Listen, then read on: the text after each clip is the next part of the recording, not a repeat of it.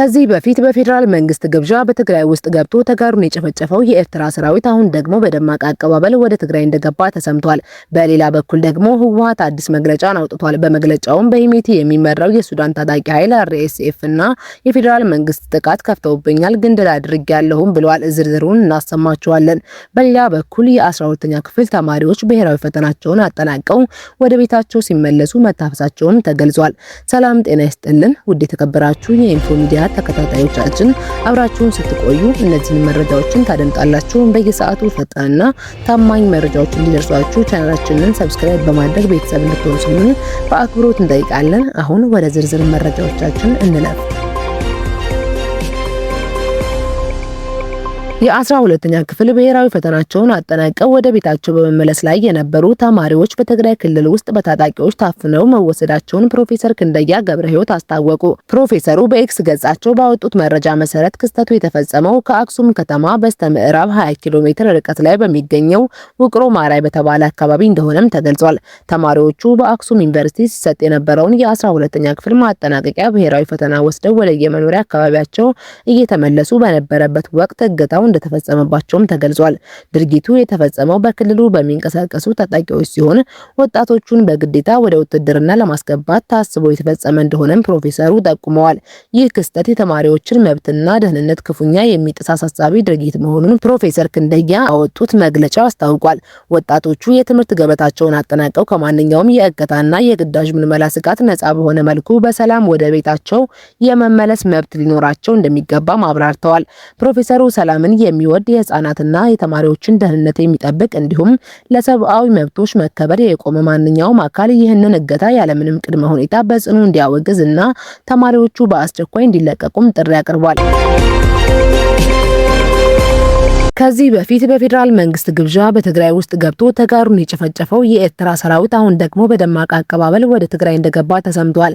በሌላ በኩል ደግሞ ህወሓት አዲስ መግለጫን አውጥቷል። በመግለጫውም በሂሜቲ የሚመራው የሱዳን ታጣቂ ኃይል RSF እና የፌደራል መንግስት ጥቃት ከፍተውብኛል፣ ግን ድል አድርጌያለሁ ብሏል። በትናንትናው ዕለት ሐምሌ 26 በትግራይ ክልል በጎሎ መከዳ ወረዳ ዝባን ሆጻ በተባለ ስፍራ የኤርትራ ሰራዊትና ወታደራዊ መሪዎች በህወሓት ደማቅ አቀባበል ተደርጎላቸዋል። በአካባቢው በጋራ ወታደራዊ ቅስቀሳ ማድረጋቸውም ተገልጿል። የኤርትራና የትግራይ ሰራዊትም አብረው ሲጨፍሩም ታይተዋል።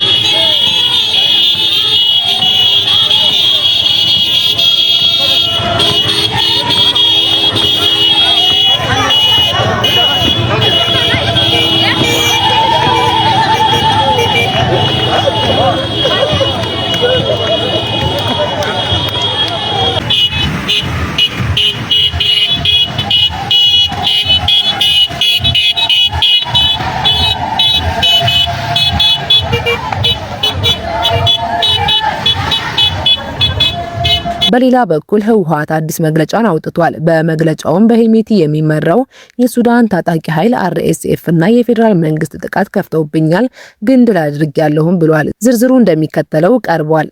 በወቅታዊ ሁኔታ ከትግራይ መንግስት የተሰጠ መግለጫ የአብይ አህመድ ጆኖሳይዳዊና አምባገነናዊ አገዛዝ ሐምሌ 25 ቀን 2018 ዓ.ም ንጋት አንስቶ በምዕራብ ትግራይ ሸረሪና አካባቢ በትግራይ ሰራዊት ላይ ይፋዊ ጦርነት መክፈቱ ይታወቃል። በጦርነቱ ላይ የሱዳን ፈጥኖ ደራሽ ኃይል RSF ተብሎ የሚጠራው በመሐመድ ሐምዳን ዳጋሎ ሐሜዲት የሚመራ ታጣቂ ኃይል እንዲሁም ከአካባቢው ተገደው የተሰበሰቡ ታጣቂዎች የተሳተፉ ሆነው ቅጥረኛው የጆኖሳይደሩ አብይ አህመድ መንጋ ሰብስበዋለኝ የሚለውን ሁሉን አይነት የምድርና የአየር ኃይል ተጠቅሞ ከንጋት እስከ አመሻሽ ተደጋጋሚ ጥቃቶችን ለማካሄድ ሞክሯል። ፍትሃዊ ዓላማን አንግቦ የሰማዕታትን አደራ ወጣሉ ያለው ጀግናው የትግራይ ሰራዊት ተንደርድሮ የወጣውን ወራሪ በመመከት የጠላትን ህልም አክሽፎታል። በመሆኑም ሰራዊታችን ዛሬም እንደ ትላንቱ በደማቅ ታሪክ የሚሰነድ አንጸባራቂ ጀግንነትን ፈጽሟል። ክብርና ምስጋናም ይገባዋል። ተነድቶ የገባው ቅጥረኛው የብልጽግና ሰራዊትና ሸሪኮቹ ለማየት በሚዘገንን ደረጃ ያለቁ መሆኑና የምዕራብ ትግራይ የጤና ተቋማት እንዲሁም ጎንደርና አካባቢዋ በቁስለኞች ተሞልተው ይገኛሉ። ይህንን ተከትሎም በአካባቢው የተፈጠረውን መደናገጥ ለመሸፈን በርካታ ቁስለኞች በአውሮፕላን ተጭነው ወደ ሌሎች የኢትዮጵያ አካባቢዎች ተወስደዋል፣ አሁንም እየተወሰዱ ይገኛሉ። የአብይ አህመድ ጆኖሳይዳዊ አገዛዝ የትግራይ ህዝብን ከምድረ ገጽ ሳያጠፋ እረፍት እንደማያገኝ ደምድመዋል። በመሆኑም ትላንትና በመንጋ መልክ የሞከረው ወረራ በየትኛውም አጋጣሚና አቅጣጫ ሊቀጥለው ሊጥለው እንደሚችል አያጠራጥርም። የትግራይ ህዝብ ደህንነቱና ህልውናው እንዲሁም ሉዓላዊነቱና የራስን እድል በራስ የማስከበር ህጋዊና ተፈጥሯዊ መብት አለው። በመኖርና በመጥፋት መካከል በሚደረገው ግጥሚያ አሸናፊ ማን እንደሆነ ዓለም አቀፍ ክስተት እንዲሁም ከራሳችን ታሪክ ህያው ምስክር ነው። ክብርና ሞገስ ለጀግኖች ሰማዕታት። እንደ ህዝብ ከቶ አንጠፋም። የትግራይ ብሔራዊ ክልላዊ መንግስት ሐምሌ 26 ቀን 2018 ዓ.ም መቀለ። ተከታታዮቻችን አብራችሁን ስለቆያችሁ እጅግ አድርገን እናመሰግናለን። ለሰዓቱ ያዘጋጀንላችሁ ዜናዎች እነዚህን መስሉ ነበር። በቀጣይ ዜና እስከምንገናኝ ድረስ መልካም ቆይታ